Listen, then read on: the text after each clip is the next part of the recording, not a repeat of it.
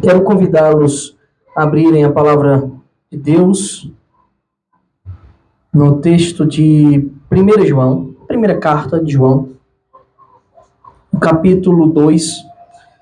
Vamos ler os versículos 12 até 17. 1 João, de 12 a 17, apenas 6 versículos.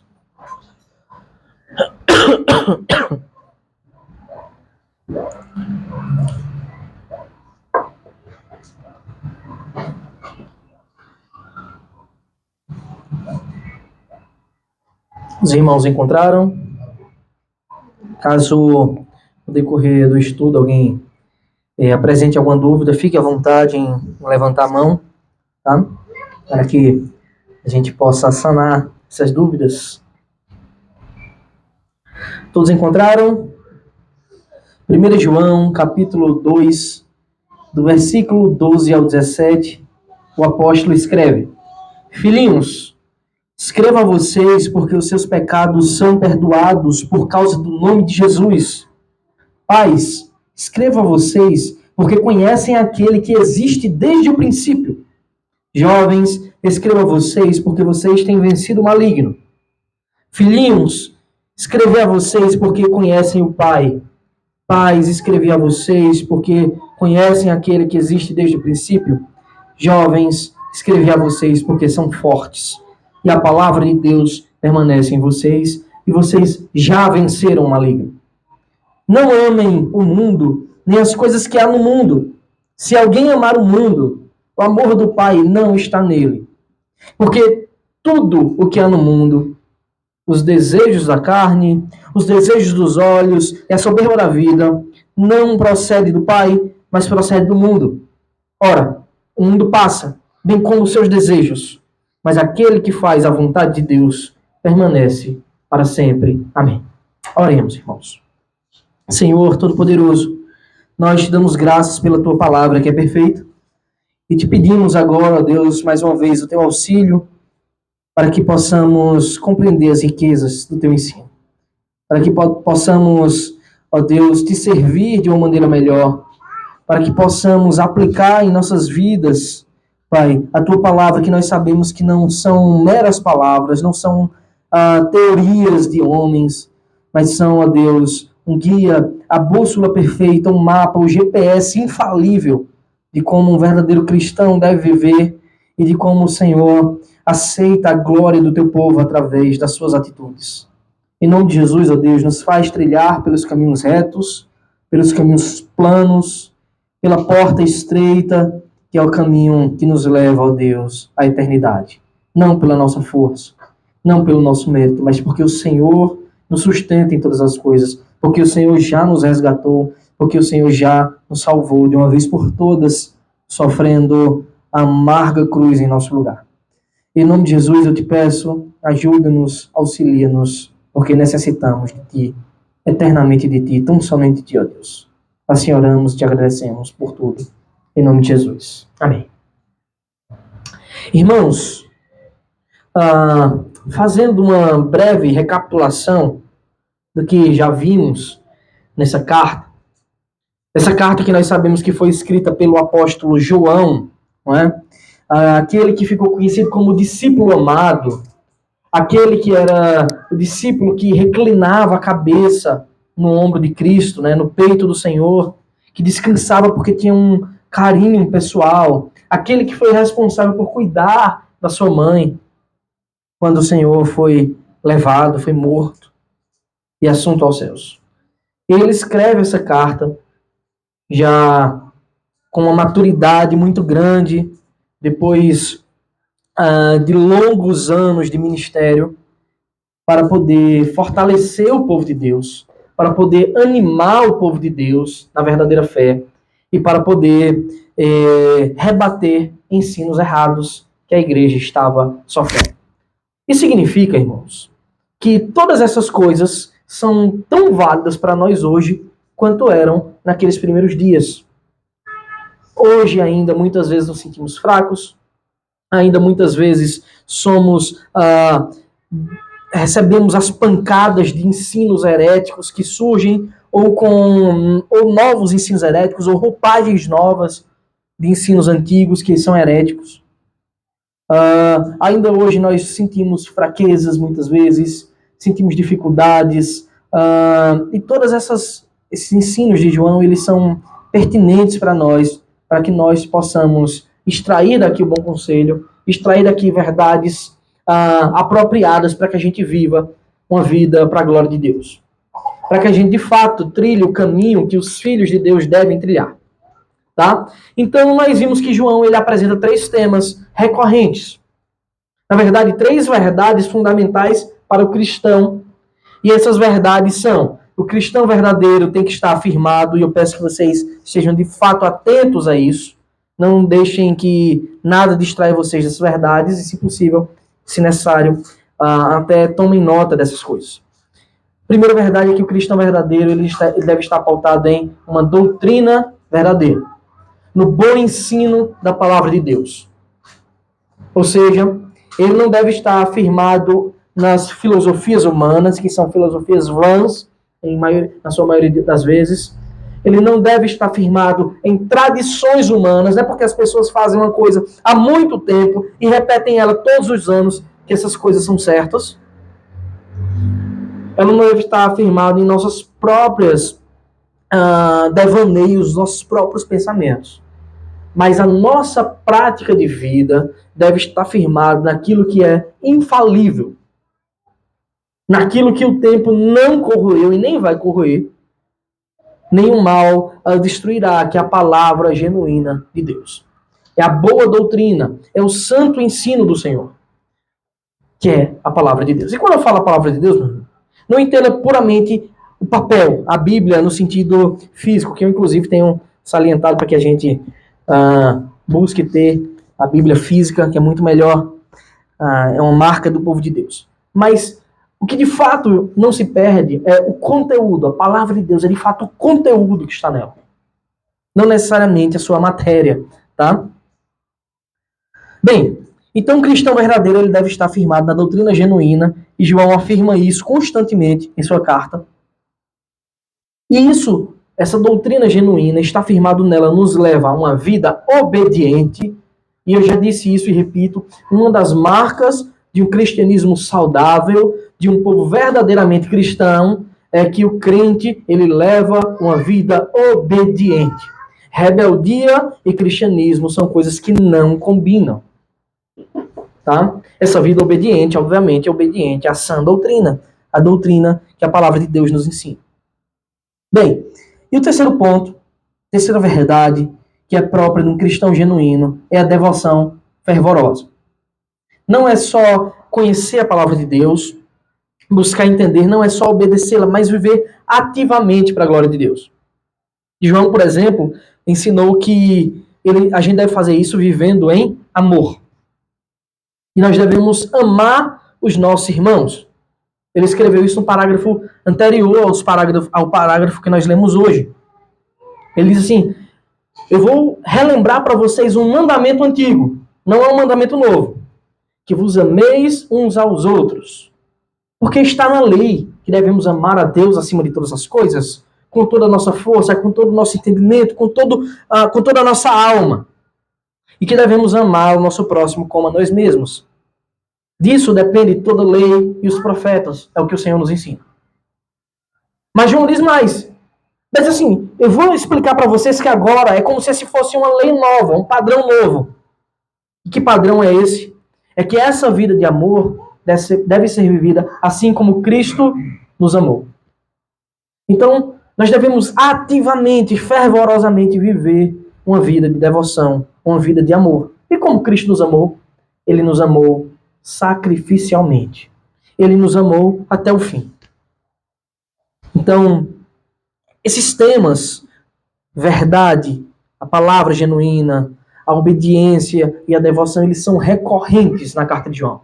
Veja, são temas que são totalmente pertinentes para nós e pertinentes para qualquer igreja do Senhor, qualquer núcleo do povo de Deus espalhado pela terra.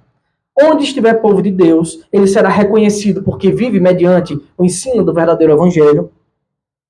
ele será reconhecido porque obedece a essa palavra e porque vive fervorosamente.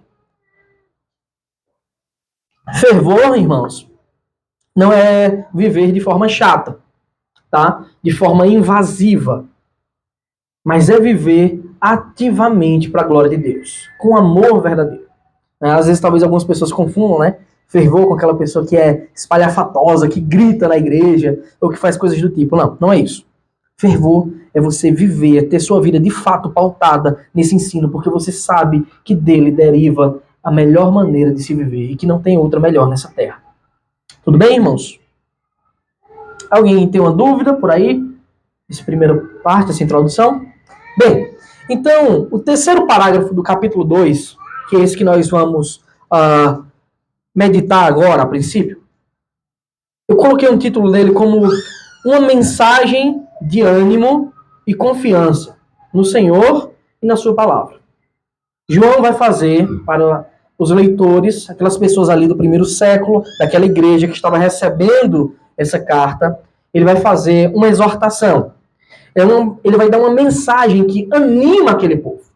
Uma mensagem que traz confiança àquele povo. Confiança em quê? Confiança no Senhor e confiança na sua palavra.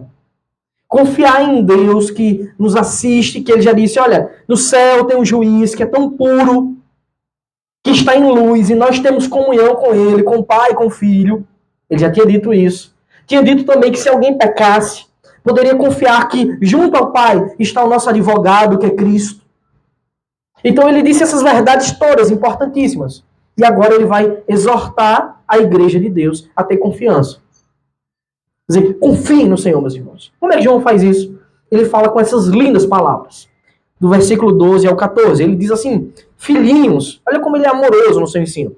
Escreva a vocês, porque os seus pecados são perdoados por causa do nome de Jesus. Observe que isso é uma afirmação.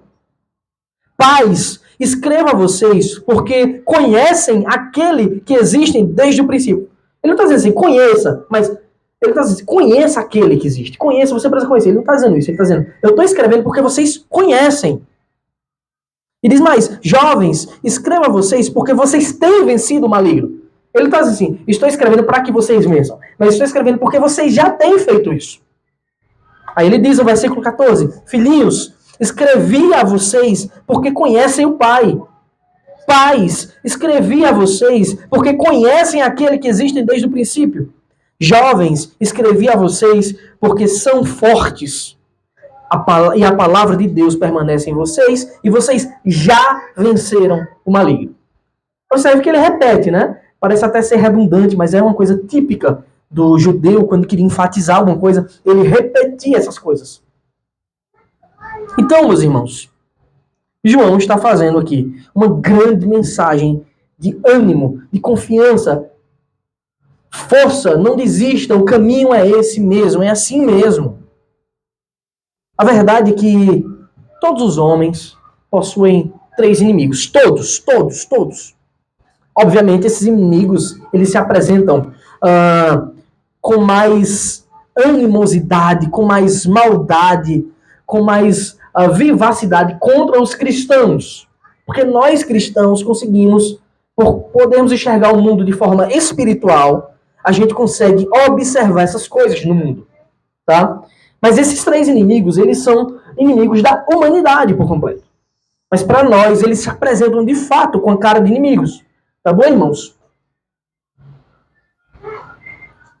O primeiro inimigo é o pecado. Esse é o maior de todos os inimigos. Esse é o inimigo de todos os cristãos. Esse é o inimigo da humanidade. O que o pecado faz? O pecado cega, impede as pessoas de enxergarem espiritualmente. O pecado aprisiona, ele cerceia a sua liberdade. O pecado, ele escraviza, ele se torna um senhor sobre a vida dos homens.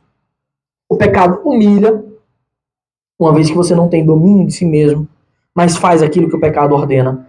E o pecado, por fim, mata. Esse é o maior inimigo dos homens. Ele faz isso com quem, irmãos? Com absolutamente todos os homens. Todos os homens nascem assim, debaixo do pecado. carregando o que nós chamamos de natureza pecaminosa. Ou melhor, natureza adâmica.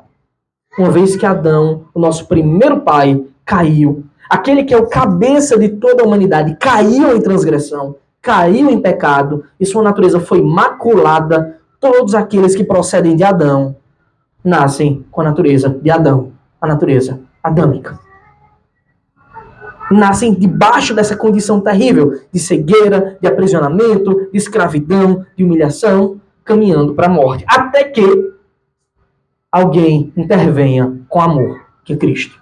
Só Cristo pode intervir na vida do homem com amor tal para libertá-lo das garras do pecado. Esse é o primeiro e maior dos inimigos dos homens. Mas o homem também possui outro inimigo. Todos os homens possuem esse inimigo. Só que alguns percebem e outros não. Esse inimigo é o mundo. Quando eu falo do mundo, meus irmãos, eu não estou falando da ordem criada, dos seres existentes. Mas eu estou falando da ética mundana. Essa ética é justamente a ética que foi promovida pelo pecado. O pecado corrompe o homem. E a união de muita gente vivendo nessa ética pecaminosa, nesse sistema caído, universal, porque se espalhou em toda a terra, é a ética mundana. Esse é um dos inimigos do homem. O pecado, ele é o contaminador que está presente e espalhado em todas as esferas da humanidade, todas as esferas da existência aqui, cósmica, nessa terra. De modo que o mundo torna-se caído.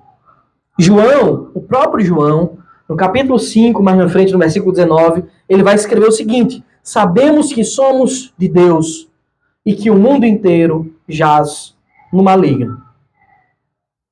Então, o que significa dizer o mundo como o nosso grande inimigo? É que o mundo inteiro, as pessoas que não receberam Cristo, que estão andando puramente com sua natureza adâmica, essas pessoas estão mortas no maligno. Jaz no maligno, jazem no maligno. Isso quer dizer que eles estão descansando, mortos, inoperantes, sem vontade própria, apenas comandados por uma ética pecaminosa. Isso se expressa de diversas formas para nós. Uma corrupção instaurada em várias esferas. Uma malignidade. Paulo diz que os pés dos homens são velozes para derramar sangue, que a língua dos homens urdem veneno e engano, que eles cobiçam, que eles matam, que eles mentem. A ética mundana é assim.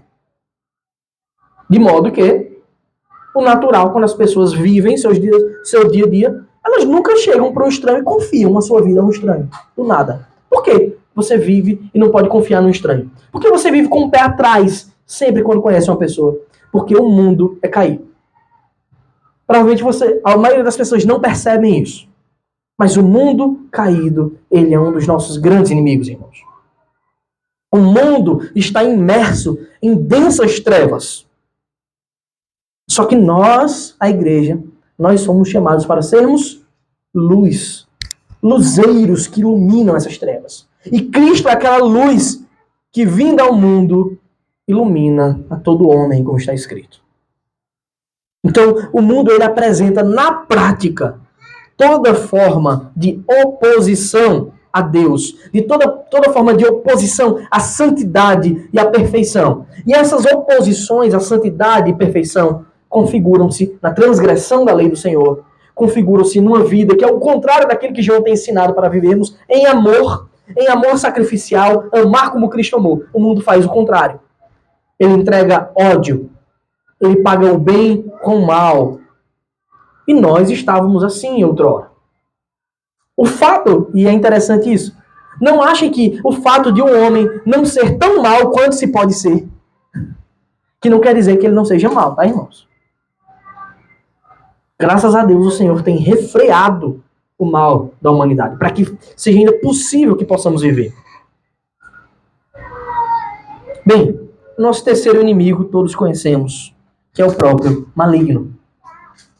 Em João 8, versículo 44, a parte B do versículo 44, o Senhor está acusando os fariseus de serem filhos do diabo, e Cristo diz assim: ele foi assassino desde o princípio e jamais se firmou na verdade, porque nele não há verdade. Quando ele profere mentira, fala do que lhe é próprio, porque é mentiroso e pai da mentira. E Jesus fala que essa é a natureza diabólica. É a natureza do diabo, de Satanás, do agente corruptor. Ele foi assassino desde o princípio. Por que, irmãos, assassino desde o princípio? Porque no princípio da humanidade, quando Deus criou o mundo, foi justamente ele que motivou, que incentivou, que atraiu Adão e Eva para a cobiça dos olhos, para a cobiça pecaminosa, ao querer comerem um fruto do conhecimento do bem e do mal. O que é que o diabo faz? Do que é que o diabo é pai? O que é que entregue ao diabo como sendo o inventor? A única coisa que o diabo faz, inventa, é aquilo que é oposição ao próprio Deus. Se o nosso Deus é a própria verdade, o diabo é o pai da mentira. Ele ensina justamente o contrário do que o Senhor nos entrega.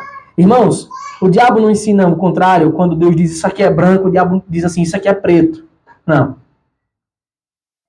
Ele não ensina assim de forma opositora completa. Ele usa meias verdades. Ele usa ensinos deturpados. E esses ensinos deturpados é do mesmo jeito que ele traz para dentro da igreja heresias. De coisas que parecem ser verdadeiras, mas que no fundo são mentira. São deturpações da verdade. Então tenhamos cuidado, que o diabo nem sempre apresenta as suas setas como a coisa pior do mundo. Mas às vezes ela vem com uma carinha feliz, né? Uma carinha enganadora. Na maioria das vezes, na verdade, né? Na maioria das vezes. A gente entende que as verdades contidas no Evangelho muitas vezes são difíceis da gente entender, sabe? Porque às vezes parecem contraditórias.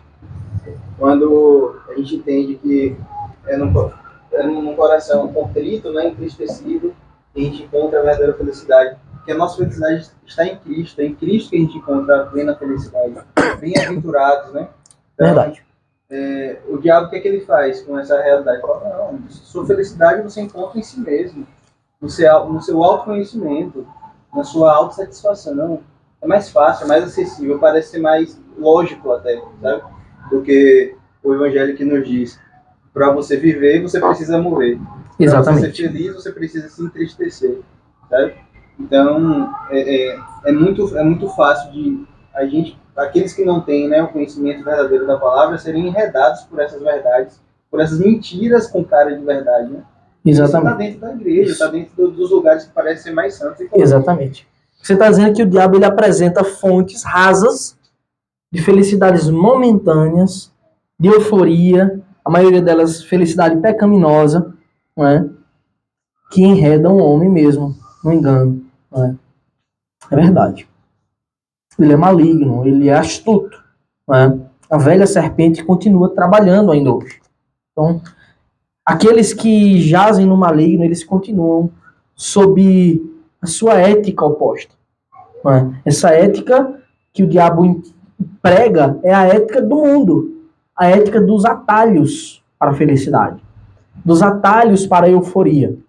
Né? E esses atalhos normalmente são pecaminosos. Né? Então, João traz agora ânimo para os crentes para a luta contra esses três grandes inimigos. Ele faz isso ao lembrar não das próprias habilidades dos leitores, dos irmãos que estavam lendo, mas João faz isso ao lembrar aos irmãos em quem eles estão firmes. Onde está a verdade com a qual eles se agarram para a segurança de uma verdadeira felicidade, de uma felicidade perene, duradoura, de uma fonte profunda, que existem muitas águas vivas, na verdade. Então, meus irmãos, esse ânimo que João faz ao usar essas expressões, né, filhinhos, pais e jovens, ele faz isso duas vezes. Há pelo menos duas interpretações, tá? Explicando o motivo pelos quais João faz isso, tá? Para a forma como João trata os leitores dessa carta. Filhinhos, pais e jovens. A primeira interpretação entende que essas três formas, né, de tratamento são como se fossem estágios da fé. Isso é possível a gente enxergar na igreja. As pessoas possuem estágios na fé, na caminhada com o Senhor. estágios com os quais, cada vez mais, quando caminhamos com o Senhor, mais próximos estamos, mais santificados somos, tá? Então, alguns entendem assim, que com filhinhos, ele está citando aqueles que ainda estão tomando o leite espiritual. O leitinho, como Paulo diz, olha, ainda é necessário para alguns entregar o leitinho, porque vocês ainda não são capazes de comer um alimento sólido. Paulo, na verdade, ele não usa isso como uma coisa boa, ele usa isso como uma coisa ruim para a igreja de Corinto. Né? Aquele povo já era para estar maduro na fé, mas era necessário ainda dar leitinho, ficar explicando os rudimentos da fé. O que são os rudimentos da fé? Olha, Cristo morreu para salvar os seus pecados. Isso é importantíssimo, a gente deve repetir sempre, é uma grande verdade. Mas a nossa vida não fica apenas nisso. É porque Cristo morreu que a gente deve progredir na fé. Entender verdades mais profundas. Entender como o nosso Deus, por exemplo, é soberano. E como ele tem o direito de eleger para si os seus filhos, por exemplo. Alguns ficam enredados só no leitinho. E acabam deixando de perceber verdades grandiosas espirituais. Então, alguns entendem que João, quando fala de filhinhos, por exemplo, ele está falando dessas pessoas que ainda estão tomando leitinho. Quando ele segue para jovens, ele está falando de pessoas que já têm uma certa vivência, que já estão caminhando com Cristo, que estão em aprendizagem visualmente progressiva de sua palavra, que estão já vivendo com Deus e estão apresentando os primeiros frutos. E quando João fala pais, seriam para aqueles crentes maduros que já estão prontos até para fortalecer os mais jovens e para acolher os que são filhinhos. Bem, apesar dessa ser uma interpretação possível, e eu digo ela é totalmente possível, inclusive a gente consegue de fato fazer essas analogias, eu particularmente não acho que João estava falando isso. Eu não acho que João está dividindo o grupo em 3 níveis, mas que ele está dividindo em 2. Uma das expressões ele fala sobre todo mundo, e outras 2 ele divide em 2 níveis. Eu particularmente, assim como outros teólogos, entendo que quando João fala de filhinhos, ele está se referindo a todos os cristãos. É como se ele se visse, João já velho ali, maduro, como um pai. Aquele que estava alimentando a igreja, obviamente, com a palavra de Cristo. E quando ele fala filhinhos, é um modo carinhoso de lidar com os seus irmãos. Eu particularmente entendo isso. Agora, quando ele fala de jovens e pais, aí sim, ele está apresentando uma progressão na fé. Jovens são os crentes mais novos, seriam os neófitos, ou seja, aqueles que são novos na fé, que estão aprendendo os rudimentos da fé, e pais, os crentes mais maduros. Seja como for, a primeira ou a segunda interpretação, em todas as 2, a mensagem de ânimo, a mensagem de fortalecimento para a igreja, ela fica intacta. A aplicação da mensagem é a mesma, a verdade é a mesma, é só uma percepção teológica diferente desse ponto, tá? Então, uma pergunta interessante que nós podemos fazer: por que essa mensagem de ânimo agora? Por que João está apresentando essa mensagem de ânimo nessa carta que ele começou falando da encarnação do Verbo, falou sobre o crente viver na luz, sobre o crente não comungar com as trevas, sobre o crente reconhecer que é um pecador, precisar confessar os seus pecados, mas confiar que tem um advogado no céu. E agora ele vem com essa mensagem de ânimo. Por quê? Bem, meus irmãos, é porque, na verdade, a vida cristã, de fato, ela possui dificuldades. Na verdade, toda a vida sobre essa terra possui dificuldades, porque o mundo jaz no maligno. Porém, nós crentes recebemos uma tentação superior. Quando vivemos nesse mundo e as dificuldades se apresentam a nós, somos tentados a pensar como o salmista nós vimos, né? Como os ímpios tentavam ali o filho de Corá, né? Um dos filhos de Corá, dizendo: onde o seu Deus está? Nós temos essa tentação a mais. Essa tentação é a tentação por abandonar a fé. Uma tentação da apostasia de quando as dificuldades se apresentam para nós. O ímpio não. O ímpio vai fazer o quê quando a dificuldade se apresenta? Ele vai sofrer e seguir a vida. O crente pode se sentir tentado a pensar que Deus devia me livrar disso, porque eu quero. Bem, na verdade, o Senhor, ele nos apresenta a paz que excede todo entendimento. Mas boa parte das vezes o cristão não está vivendo como deveria viver. em termos de união com o Pai. Ainda assim, isso não garante a felicidade em todas as áreas da vida, não garante que você nunca vai passar por problemas, mas garante que você terá uma eternidade segura com o Senhor, se você estiver com Ele eternamente. Se você estiver confiado nele, no seu amor. Então, a vida cristã, ela possui dificuldades. Isso poderia ser um motivador para que algumas pessoas abandonassem a fé. Os inimigos, que são inimigos de todos os homens, como eu disse, se mostram mais agressivos para o cristão. O mundo se mostra mundo e se mostra como inimigo para o crente. O diabo tenta o crente agora com sua cara maligna também. O pecado faz com que a gente se sinta muitas vezes culpado quando não correspondemos à santidade que deveríamos apresentar.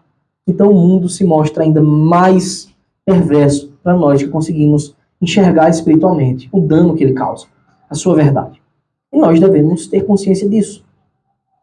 E nós devemos, na verdade, entender que isso é uma grande bênção, poder enxergar a verdade, porque a maioria dos homens são cegos. Eles simplesmente vivem como se não houvesse um Senhor, como se não houvesse um mal, como se não houvesse o diabo tentando. Outra verdade, meus irmãos, é que aqueles homens, diferente de nós, que somos abençoados por viver nesse país, nessa era, em termos de cristianismo, aqueles homens dos quais João está endereçando a carta, eles viviam um período de grandes perseguições à igreja. Perseguições firmes, ferrenhas, nos quais muitos crentes eram assassinados, serviam mesmo de espetáculo para os homens. Tá? Então João está tecendo essa mensagem de ânimo. O que vemos, inclusive, mais na frente, né, a partir do versículo 19 desse capítulo, é que João apresenta que muitos crentes, ou muitas pessoas que tinham sido membros da igreja visível, estavam apostatando da fé. O que João diz, inclusive, no versículo 19 é: eles saíram de nosso meio, entretanto, não eram dos nossos, porque se tivessem sido dos nossos, teriam permanecido conosco. Todavia, eles se foram para que ficasse manifesto que nenhum deles é dos nossos. Então, essa mensagem de ânimo agora de João é totalmente pertinente, porque significa dizer que muitas pessoas que tinham simpatizado com o evangelho, quando viram a perseguição, quando viram a tribulação, quando viram as dificuldades chegarem, logo correram. Me lembra um pouco do que eu preguei aqui no domingo, não é? Da semente quando cai em pouca terra, no solo rochoso, por não ter raiz, não conseguir encontrar água. Na primeira tribulação, Jesus diz o quê? Eles fogem. Tá? E você deve saber que perder aquelas pessoas que começaram a caminhada cristã com você é muito doloroso. Você vê pessoas que estiveram com você naqueles momentos de euforia inicial, quando receberam a Cristo como Salvador. Essas pessoas indo embora, abandonando a fé, isso traz um baque emocional, né, para aqueles que começaram juntos. E muitos irmãos deveriam estar experimentando isso. Talvez até pessoas da própria família que abandonaram, viraram as costas para a igreja. Então João, ele tece essa mensagem de confirmação e de testemunho para essas pessoas. Olha, vocês são testemunhos vivos do que o Senhor tem feito na vida de vocês. Vocês conhecem o Pai, vocês amam a palavra, vocês estão vencendo o maligno. Então João está dando esse ânimo para que eles continuem progredindo na fé sem abandonar a carreira que lhes foi proposta por Cristo. Vejamos, versículo 12. Filhinhos, escrevo a vocês porque os seus pecados são perdoados por causa do nome de Jesus. Então, o que João afirma é: os seus pecados estão perdoados. É por isso que eu estou escrevendo a vocês. E por que os pecados estão perdoados? A resposta é porque Cristo, nosso Senhor, ele já venceu o maior inimigo por todos os seus eleitos. Ele já venceu, ele já pagou a condenação do pecado em nosso lugar. Paulo, aos Colossenses, escreve que ele já levou o nosso escrito de dívida de uma vez por todas. Por isso é que eu entendo aqui filhinhos como todos os crentes, tá? Essa é uma obra que foi feita a todos os eleitos. Então, sempre que o acusador vier ao seu ouvido lhe acusar do pecado, você deve fazer como que João disse. Não peque, mas se alguém pecar, confie em que temos um advogado junto ao Pai, Jesus Cristo, o justo. Então, se o acusador, o diabo, o maldito, vier ao seu ouvido lhe acusar de pecado, lembre-se disso. Se você é um verdadeiro cristão, os seus pecados são perdoados por causa do nome Jesus. Se verdadeiramente vocês creem, vocês são perdoados. Confiem no Senhor e mudem de vida. No versículo 13, João diz mais: Pais, escrevo a vocês porque conhecem aquele que existe desde o princípio. Ou seja, os mais maduros na fé, os pais, João está dizendo assim: eu estou escrevendo a vocês porque vocês conhecem a Deus. É justamente porque vocês são servos de Deus, conhecem que eu estou escrevendo a vocês. E conhecer não é só saber da existência de Deus, indica aqui um relacionamento, uma comunhão com o Senhor. Vocês comungam com o Pai. E por isso, porque vocês apresentam essa comunhão, é que eu estou escrevendo a vocês. Nós sabemos que a cegueira proveniente do pecado, né, espelhada, né, e trazida pelo mundo, não podia mais impedi-los de ver o Senhor. Não podia mais impedi-los de saber, de reconhecer a presença de Deus constante na vida deles. Também não pode fazer isso com a nossa vida. O mundo não deve apagar a luz que carregamos de Cristo.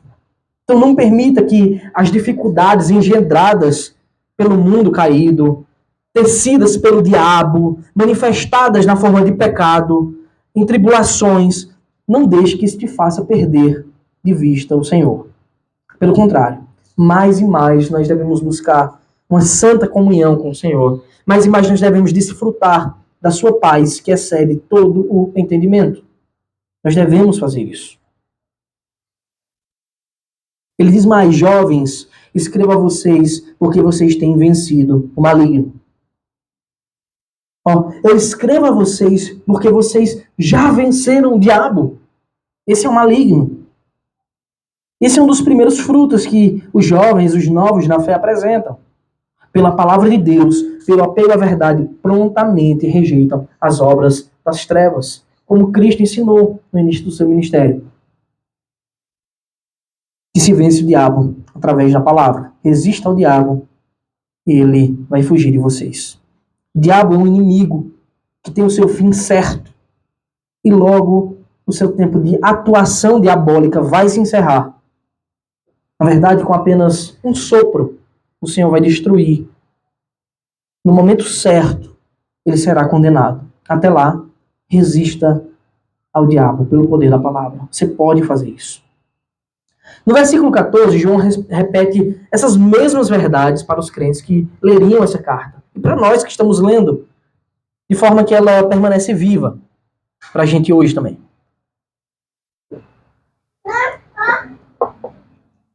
Filhinhos, escrevi a vocês porque vocês conhecem o Pai. Pais, escrevi a vocês porque vocês conhecem aquele que existe desde o princípio. Jovens, escrevi a vocês porque são fortes e a palavra de Deus permanece em vocês. E vocês já venceram o maligno. Então, todo crente, os filhinhos, conhece o Pai e deve progredir em conhecê-lo mais e mais, em nutrir comunhão com o Senhor, mesmo que em níveis diferentes de relacionamento. É comum que isso aconteça. Os mais maduros, os pais, eles conhecem com mais experiências, assim como os jovens com menos, mas devem progredir para que logo se tornem pais também, para que possam acolher os outros. Pense nisso, irmãos. Progrida na fé para que Deus te use também como instrumento de acolhimento de outros, dos neófitos, dos novos, dos nossos irmãos que ainda serão resgatados por Cristo. Os jovens, ele diz, que vence o diabo porque são fortes. Mas eles não são fortes em si mesmos. Deus é que fortalece. É Deus que faz com que nós vençamos pelo poder da palavra. Pelo poder da sua palavra revelada. Aí é que somos fortes. Quando nós, de fato, enxergamos a nossa pequenez. E quando somos fracos, aí é que somos fortes. Então João está dizendo para aqueles leitores e para todos nós que nos enquadramos na verdade restauradora do Evangelho, ele está dizendo o seguinte: permaneçam firmes até o fim, porque vocês já pertencem ao Senhor, porque a eternidade já está proposta para vocês.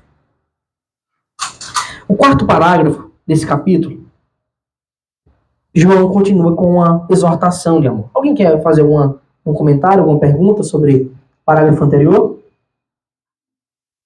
Tudo certo, irmãos?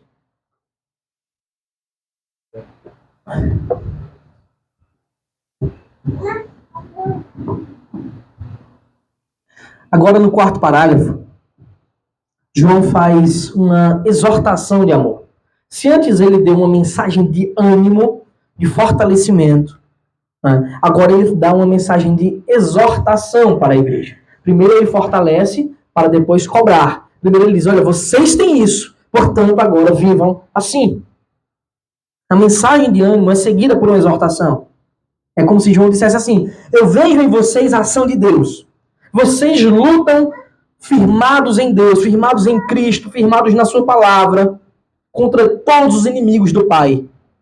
Não abandonem a luta. Pelo contrário, vivam assim. E aí ele começa a dizer que nós não devemos amar o mundo. Versículo 15, ele diz assim, não amem o mundo, nem as coisas que há no mundo. Se alguém amar o mundo, o amor do Pai não está nele. Interessante essa forma como João escreve. Não amem o mundo. O que quer dizer isso? Significa não amar as pessoas do mundo? Parece contraditório. Significa fazer pouco caso das coisas, do nosso serviço, das nossas obrigações? É evidente que João está dizendo isso, irmãos. Significa dizer que nós não devemos nos amoldar aos padrões de um sistema que é caído, de um sistema que é diabólico, de um sistema que está morto nas maquinações terríveis do diabo. Nós devemos nos amoldar a Deus. Tomar a forma que o Senhor nos ensina. A mesma coisa nos ensina o apóstolo Paulo, num texto extremamente conhecido, que é Romanos, capítulo 12, versículo 2. Paulo escreve o quê? E não vivam conforme os padrões deste mundo, mas deixem que Deus os transforme pela renovação da mente, para que possam experimentar qual é a boa, agradável e perfeita vontade de Deus. Então, nós não devemos viver nos padrões deste mundo. Pelo contrário, devemos ser transformados dia após dia, parecendo mais com o Senhor, sendo amoldados cada vez mais, carregando agora de forma mais nítida a imagem do Senhor que nós já carregamos. Deixando ela de forma mais nítida, através de uma vida de santidade, transformado pela revelação que o Senhor nos entrega em sua palavra.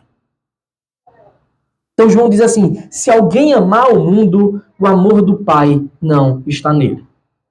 De modo que nós não devemos amar o mundo nesse sentido ético da sua maldade, pelo contrário, devemos ser transformados por Deus, e era isso que estava acontecendo com aquele povo, porque João diz assim, vocês conhecem o Pai, vocês têm vencido o maligno, vocês estão firmados na palavra de Deus. Ele já tinha declarado essas coisas. Então a lógica é, então não se moldem ao mundo, não misturem as coisas. Não se pode servir a dois senhores. Se alguém amar o mundo, o amor do Pai não está nele. O que é que João quer dizer com isso? É que uma das evidências de um verdadeiro cristianismo, de uma verdadeira vida transformada por Deus, uma das evidências da habitação do Espírito Santo e do recebimento do amor de Deus, recheado da justiça, da bondade e da santidade, é que justamente essas coisas fazem com que a gente nutra uma aversão pelas coisas que são más, pelas coisas que são realizadas nesse mundo. Como pode eu ser alimentado pelo bem, pela luz, andar na luz como o Senhor está na luz, viver em comunhão com o Pai, e do mesmo modo gostar das coisas malignas que o mundo me oferece? É incompatível. Amar a luz significa dizer automaticamente que eu odeio, eu nutro uma aversão por aquilo que é mal. E aquilo que é mal não são necessariamente as pessoas, tá? Nós não somos chamados para odiar as pessoas, mas para odiar a ética mundana, a ética pecaminosa, as práticas erradas. Aqui, meus irmãos, o que João está fazendo, quando ele diz assim, se alguém amar o mundo, o amor do Pai não está nele, ele está sendo mesmo enfático, está dando essa mensagem impactante. Aqui é um chamado para a vigilância, uma vigilância constante. Olha, vigiem, porque se vocês estiverem demonstrando um apego às coisas erradas do mundo, é muito provável que vocês não tenham sido inundados, invadidos, alcançados pelo amor de Deus. Porque aquele que é alcançado e transformado por Deus, ele não ama mais essas coisas. É muito fácil, né, a gente pensar em coisas grandiosas.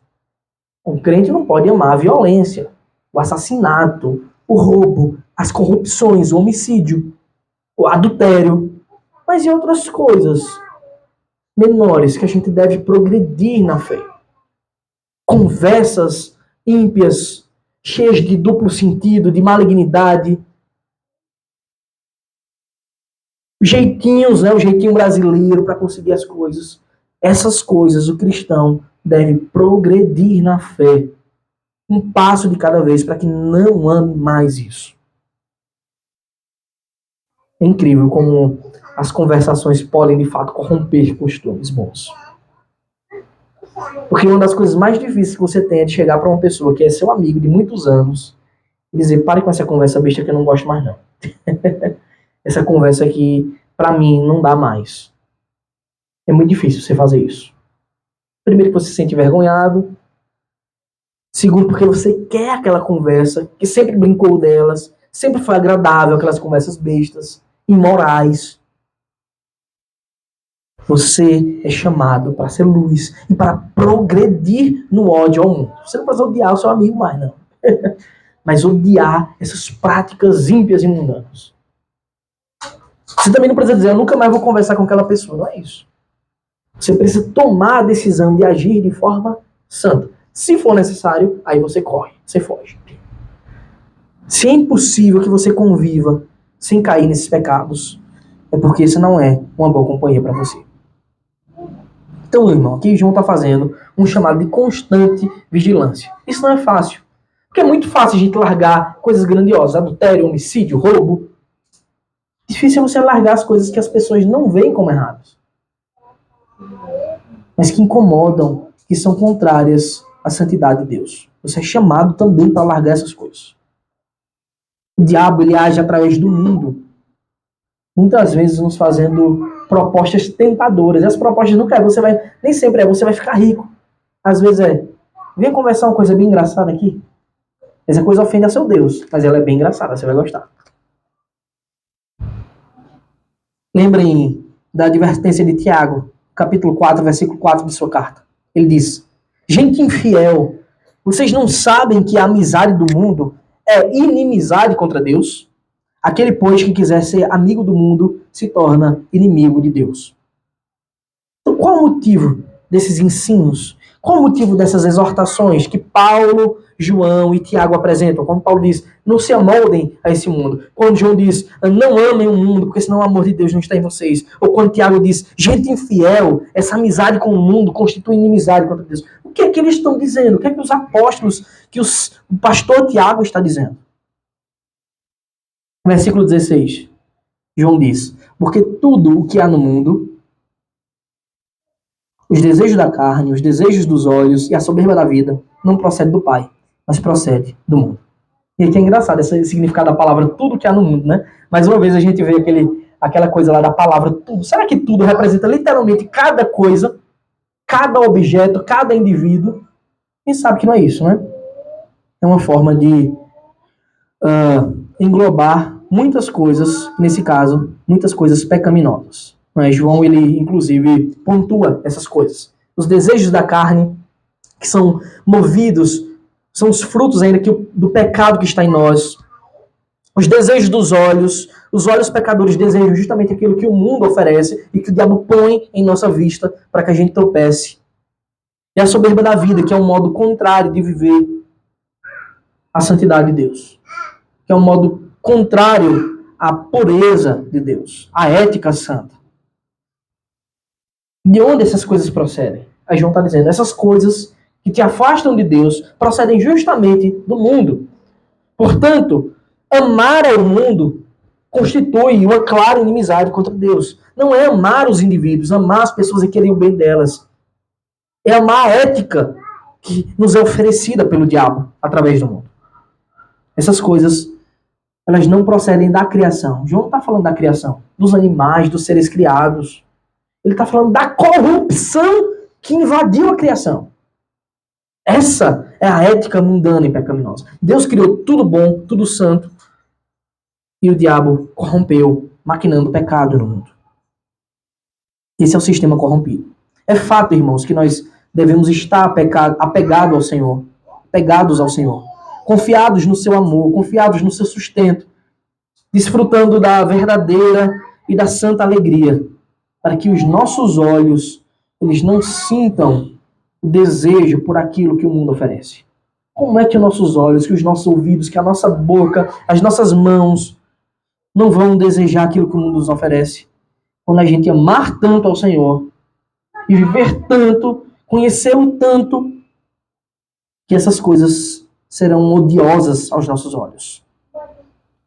O mundo oferece uma paz, mas é uma paz rasa. No fim dessa paz é morte. É a paz que o pecado oferece pela tranquilidade. O mundo oferece riqueza, mas essa riqueza é aquela que o ladrão rouba, que a traça corrói, que se esvai, que é fugaz. Logo tudo some. O mundo oferece uma alegria, mas no fim é tristeza. No fim é luto eterno. É morte eterna. Só em Cristo temos todos os nossos anseios, que são bons, supridos. Não só nessa vida, mas na eternidade. Porque as coisas que o Senhor nos entrega, elas permanecem para sempre. Então João, ele encerra justamente discorrendo sobre a transitoriedade do mundo, de modo que nós devemos estar firmados na eternidade de Deus.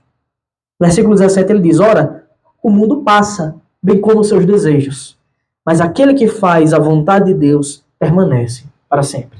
O mundo passará, isso é um fato. O tempo e a história não são cíclicos, como alguns pensam, tudo se repete, se repete. Não, a gente está caminhando para um desfecho. O Senhor um dia voltará sobre as nuvens do céu com poder e grande glória para impetrar o grande juízo. Portanto, todas as fraquezas do mundo passarão junto com ele, inclusive os seus desejos malignos. Mas esse desfecho, irmãos, não é um desfecho para o fim, para se encerrar a existência. Aquele que faz a vontade de Deus permanece para sempre. O mundo é transitório, mas o nosso Deus e o seu reino são eternos. Cristo, ele ingressou no tempo para nos fazer tomar parte em sua eternidade. Ele ingressou no tempo para que a gente pudesse entrar na eternidade, no gozo eterno de Cristo, do seu Deus, do seu Pai. Portanto, o que João está nos ensinou para aqueles irmãos do passado, e continua tão viva essa mensagem simples hoje, é: se agarre nele, abrace Cristo com todas as suas forças, e não permita que esses inimigos, o mundo, o diabo e o pecado, te façam perder a visão do eterno, a visão do resgate que o Senhor nos entregou para sempre. Essa é a mensagem. Amém. Alguém quer perguntar alguma coisa, irmãos? Alguém tem alguma dúvida, quer complementar? Eu acho que nós podemos encerrar, né? Vamos nos colocar de pé, orar e cantar um cântico ao nosso Deus. Na verdade, cantar um cântico e depois orar.